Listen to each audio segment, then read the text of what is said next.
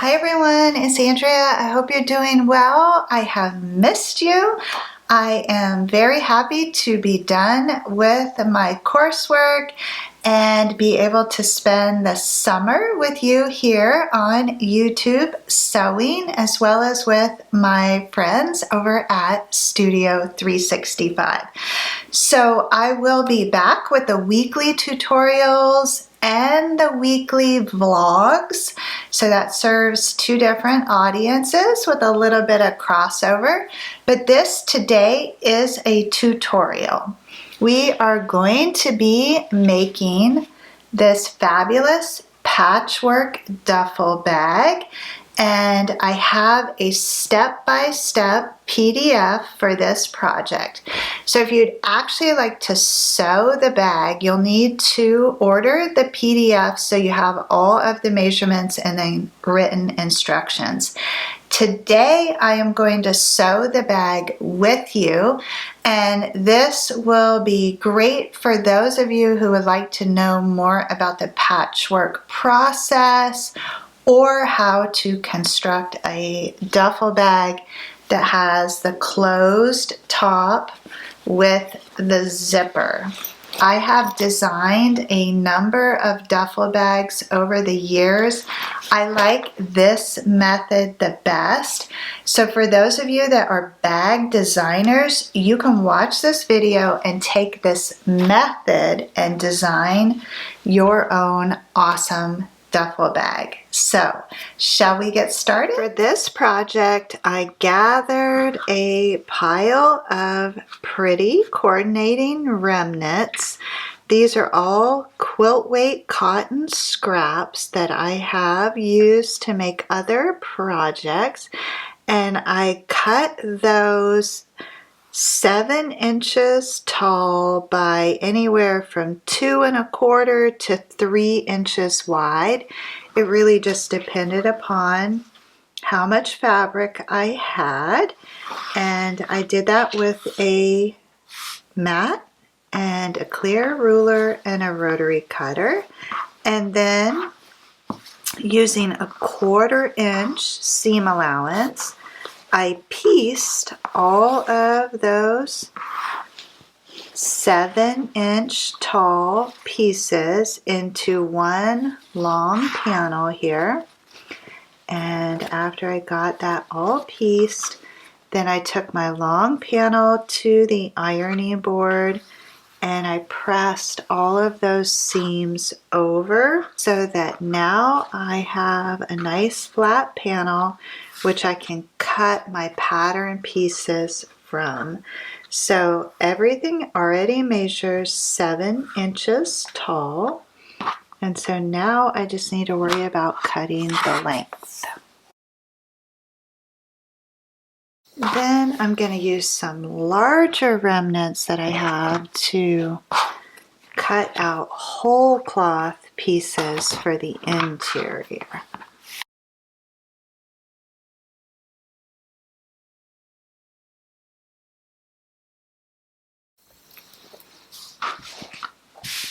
And then all of the body panels are going to get backed with a like-size piece of warm and natural batting.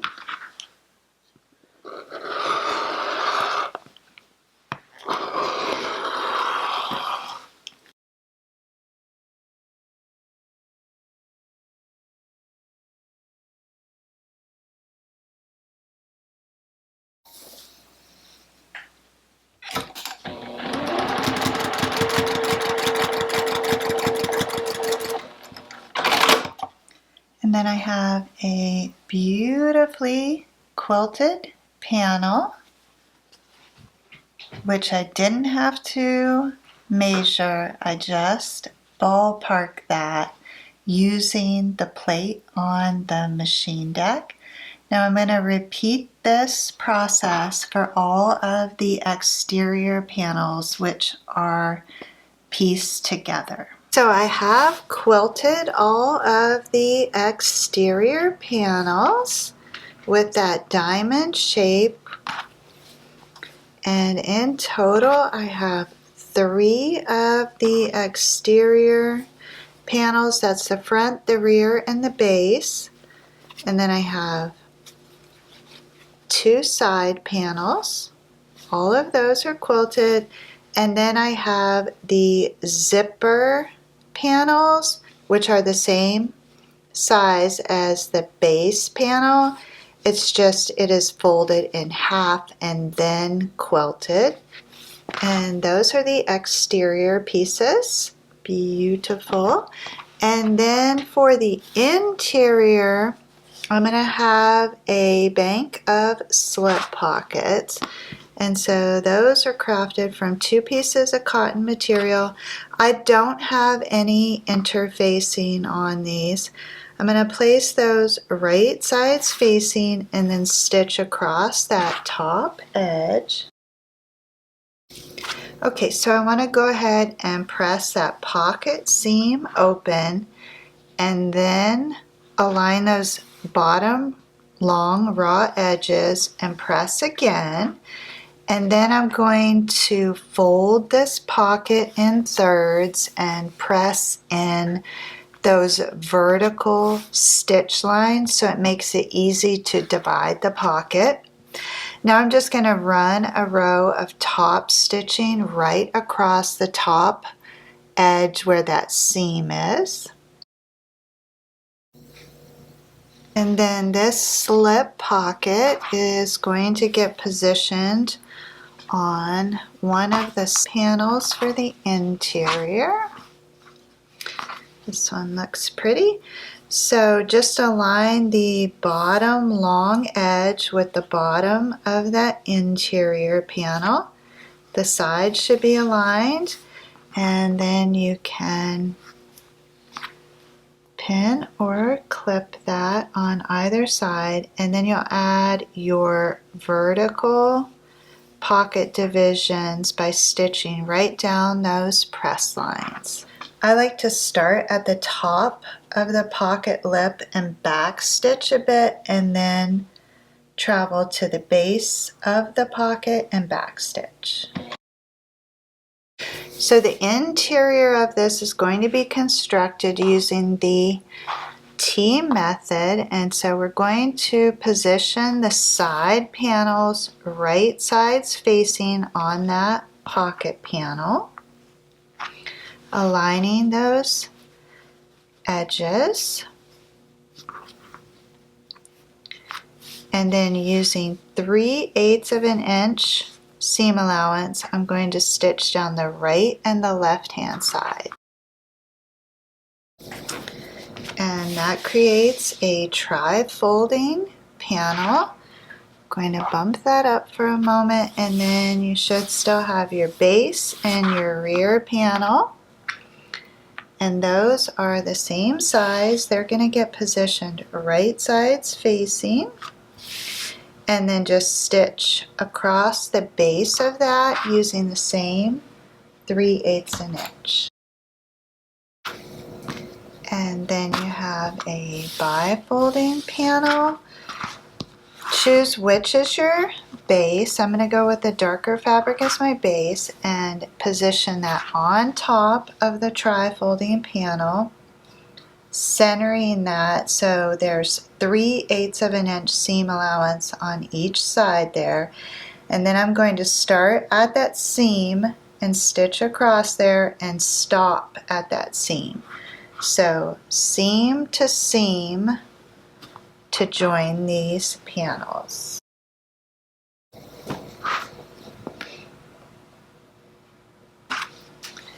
And then at this point you should have something that resembles a T. And the next step in this process is to bring up that pocket panel and align the base of the side with the side of the base. Again, just stitching seam to seam. And you'll repeat that on the opposite side. You're just aligning the base of the side with the side of the base and stitching seam to seam.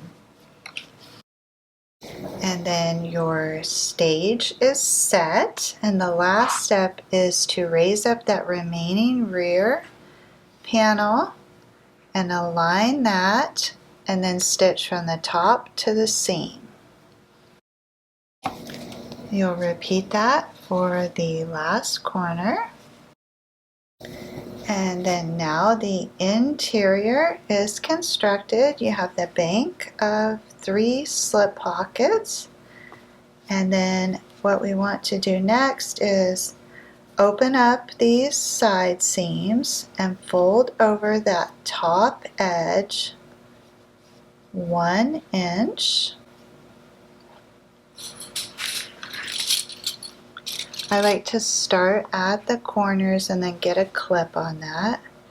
And I'm just folding over the seams. And then the top edge, and I'll work on the opposite side there. When you get the corners secured, then that lets the front and rear panels fold over nice and straight. So that's why I start with the corners.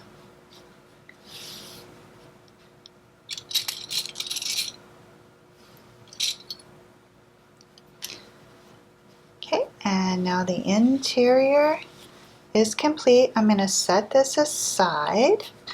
Alright, then I'm going to take 2 1 1/4 inch wide by 31.5 inches long pieces of cotton webbing, and I am going to position those 3 inches in from each side of the front and the rear panels. So you will measure 3 inches in from the sides. Make sure that your strap is not twisted. And then just go ahead and pin that at center.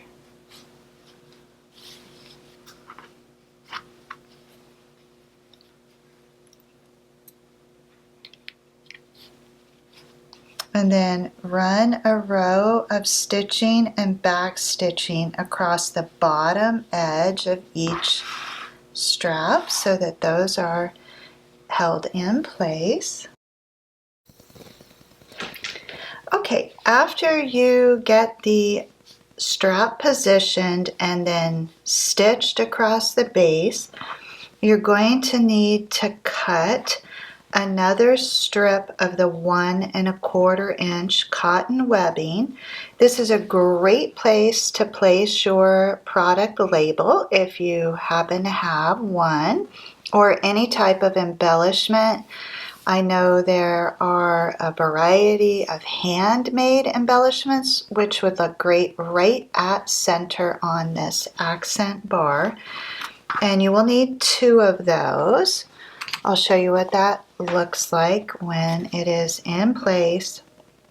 We're going to bump down 2 inches from the top and then position that across the strap. It should be on top of the strap, which we already attached, and then you're going to stitch an X where the 2 straps intersect. You can also attach rivets there. I think they would be cute in all 4 corners or right at center. So that's what I'm going to do with this remaining panel. And I'm just using my mat to square that up. And the first thing I'm going to do is attach it at the sides, and then I'll come in and make the X's.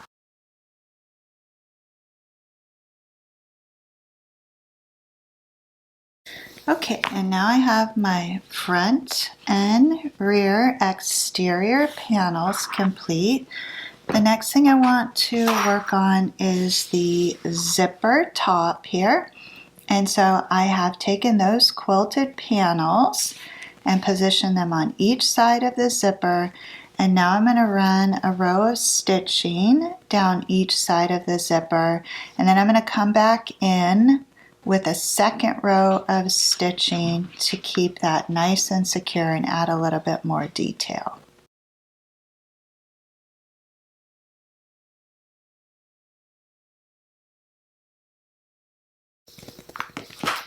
Okay, I have my zipper securely attached to the zipper panels, and that's what it looks like on the underside. Okay, now the next step for us is to assemble the exterior.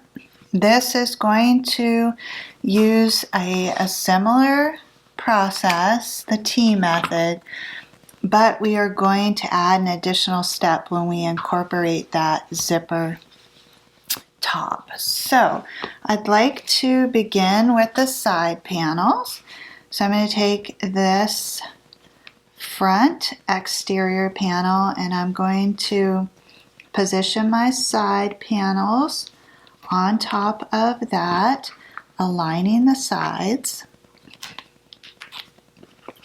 And it's up to you if you want to switch the direction of the fabric. Because these are perfect squares, if you wanted to add some interest, you could run those patchwork pieces horizontally. I'm going to go ahead and keep all of mine vertical. And now using the same 3/8 of an inch, I'm going to stitch the right and the left hand side.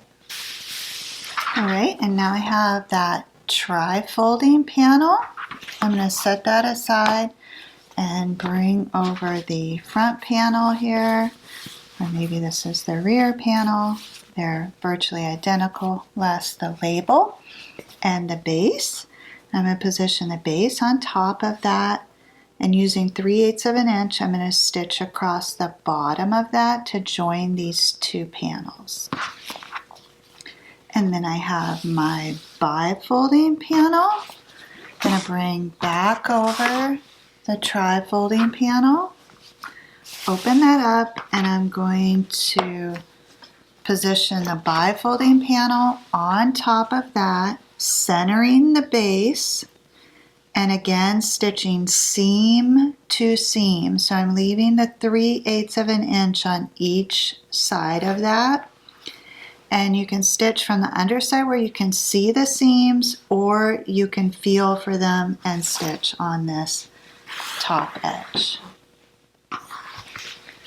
All right, and now I have my large T here, which is really pretty. Love seeing all of my favorite fabrics in one piece.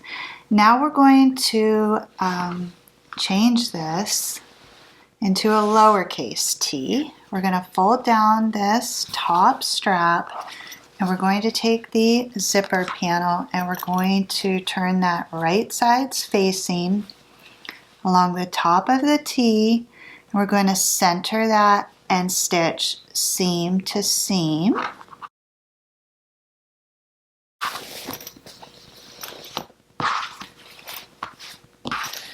And now I have a fabulous lowercase t. My zipper panel is attached here at the top. The handle remained out of that seam. And the next step is to fold down the handle at the bottom of the T and bring that panel up and align it with the remaining edge of the zipper there. And then here you don't have the benefit of the seam, but you are stopping 3/8 of an inch from each side, okay? So start 3/8 of an inch in and stop 3/8 of an inch out, and make sure you back stitch well. Okay, so now I have something that kind of reminds me of like a dog crate with the doors opening on the side there.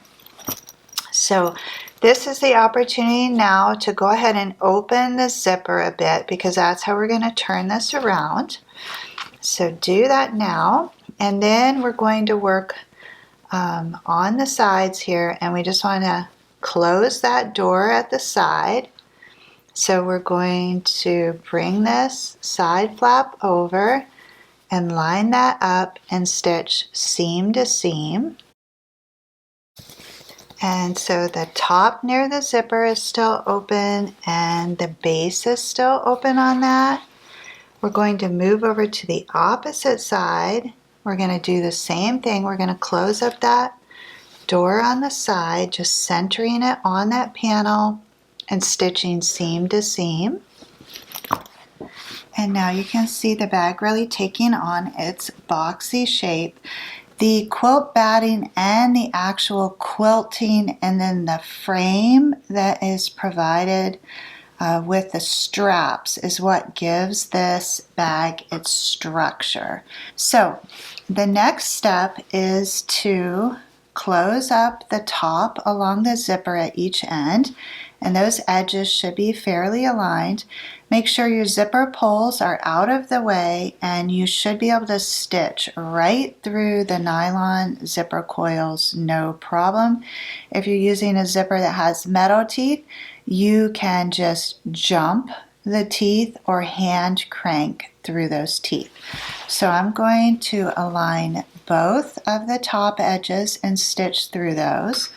Then I'm going to flip this over and align the bottom edges and stitch seam to seam on both ends. And then I will be able to turn this bag right side out through the zipper.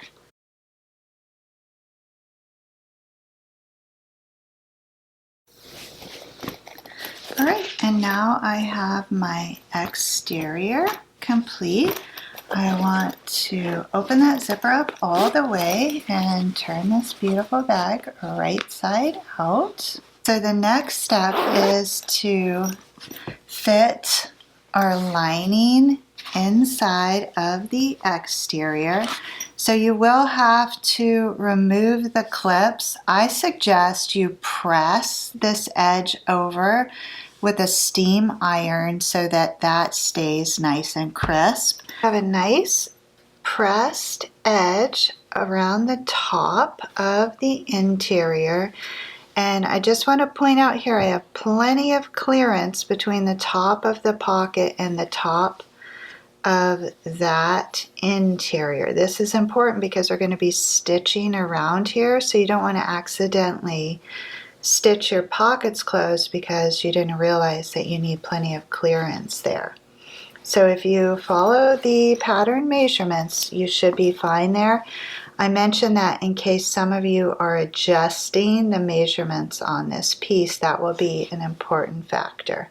Okay, so now I want to fit my interior inside. You may want to give some consideration to where the pockets are. I'm going to put them on the opposite side from the product label there, and that just helps you when you are using the bag.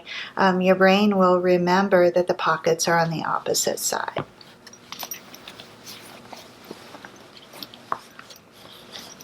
Okay, so the first thing I want to do is secure a corner. So I'm going to feel where the seam is on the interior and the seam on the exterior, and I'm going to align that. And I want to make sure that I'm tucking that exterior edge. This is why we did not trim the exterior.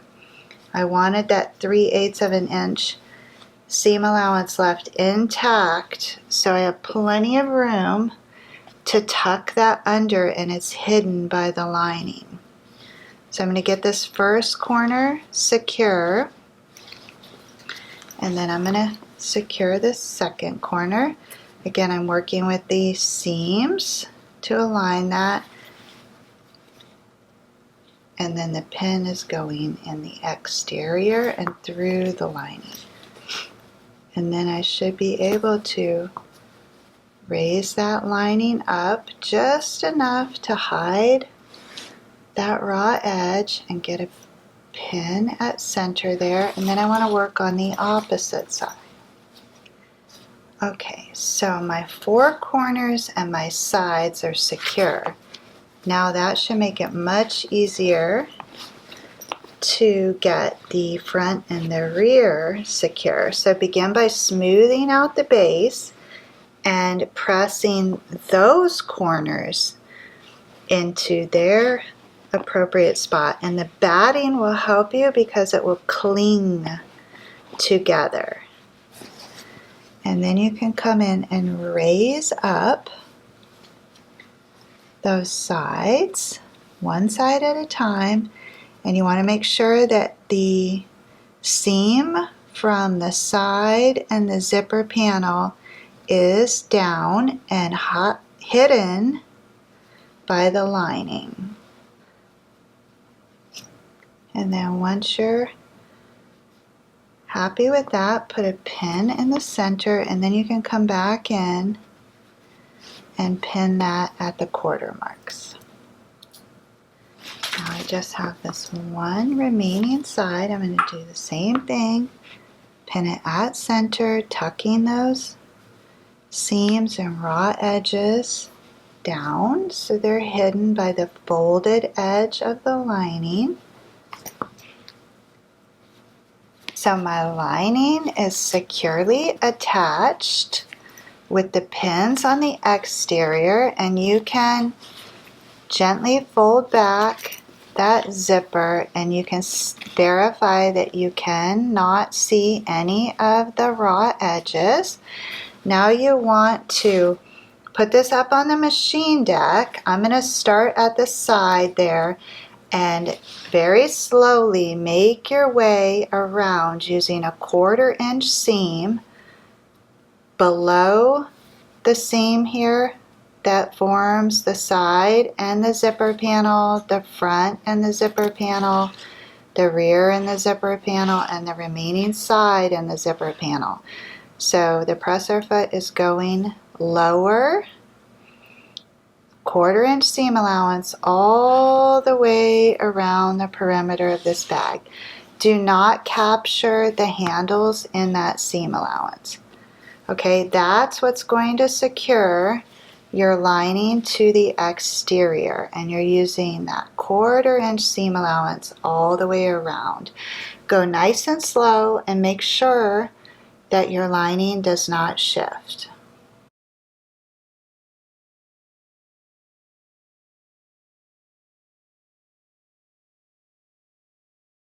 I made it all the way around that edge. Now I'm going to clean up my stray threads and then verify that I didn't miss any spots. You can go back in and touch up any misses, and this looks really good. And if you do find it necessary to make a few touch-ups on the interior, it is easier to do that if you turn the bag inside out, because then you can align your stitches, and this will show you what that looks like on the inside. And now we have a gorgeous one-of-a-kind patchwork duffel bag. I want to give you some measurements on this. Across the top, it is 11.5 inches by 6.25 inches, and then height-wise, we're coming in at 5.5 inches. And it has a nice, soft body to it, which you could easily fold up. What I really like about this design is the ability to use this webbing to hold additional cargo hook pins or charms onto. I think depending what you had, this could be a very useful setup. This kind of reminds me of the luggage slips, but I think you could make accessories that you could attach to this webbing, so that will give you guys something to think about, and I will also be thinking about that. And then you have a fairly roomy cargo area inside of here, and you have the 3 slip pockets to keep your smaller items organized, and then the zip top closure, which you could also create little charms to hang off of your double pull zipper. And then you could create little strap covers as well if you wanted. I think you have some room to make the straps shorter if you like to carry this in hand. This is long enough to carry on the shoulder. The handle drop on this is 9.5 inches. You might be able to squeeze in 10 inches there. So that's going to be comfy for most people to carry on their shoulders. So I hope you like the project. I want to thank you for sewing with me today. Stay tuned for more information on how you can order the step-by-step PDF for this great little bag and additional information about my sewing community, Studio 365. So I just want to thank you for sewing with me today. It's so great to be back in the studio. I am going to put a trailer on the end of this video and give you a little tour of Studio 365. You may remember this is the new sewing community / creative community that I launched in January.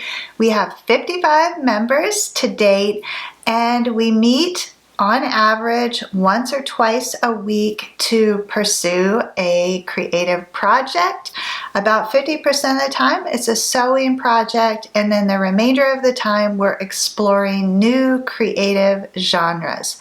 So I'd love to have you join us over at Studio 365. If it's something you think you might be interested in, stay on the line and watch the guided tour. For everyone else, thanks again for joining me today, and I look forward to seeing you in the next video. Have an awesome week, everyone, and happy sewing. I wanted to give you a little preview of Studio 365.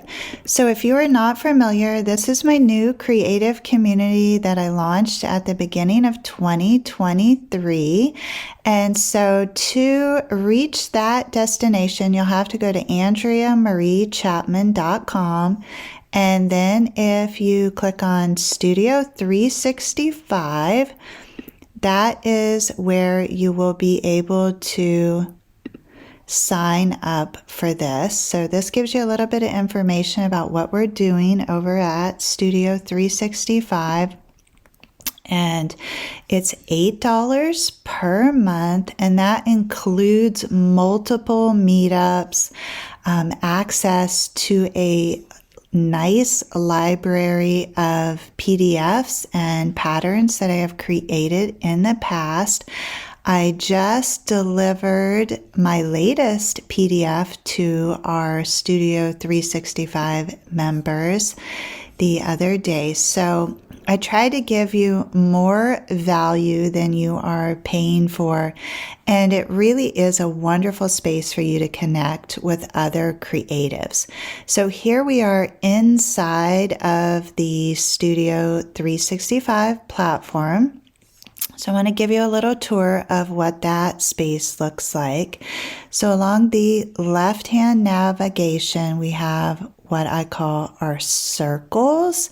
And so the chit chats is just a spot for you to post whatever is going on, share some photos, and converse with other makers about anything that's on your mind, really.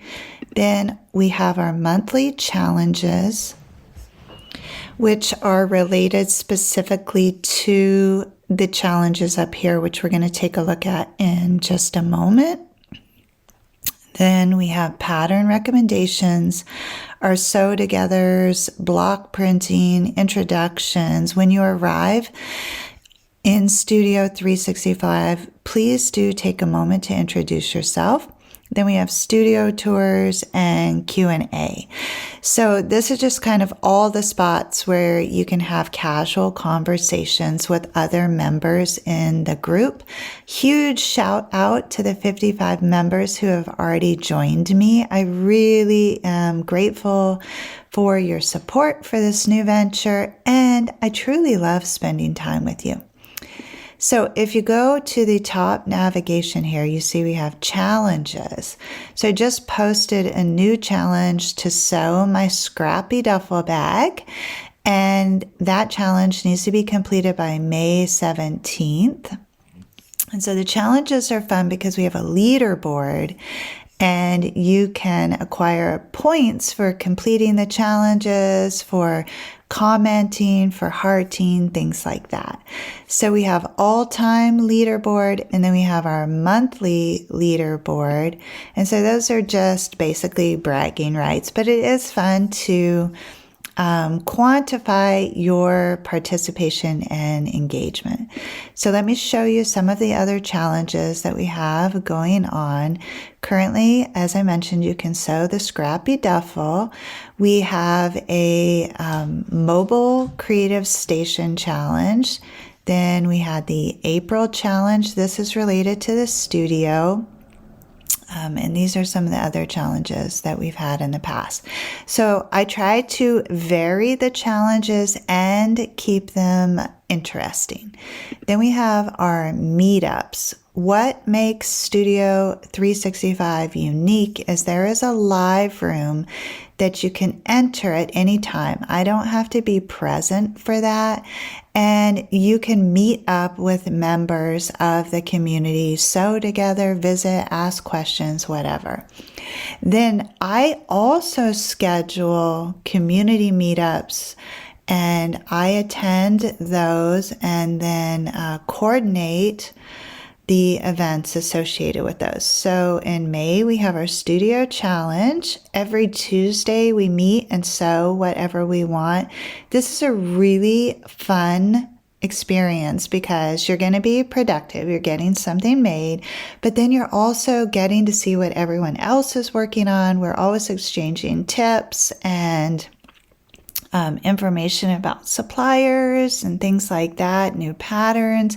I really look forward to Tuesday and sewing with everyone in the group.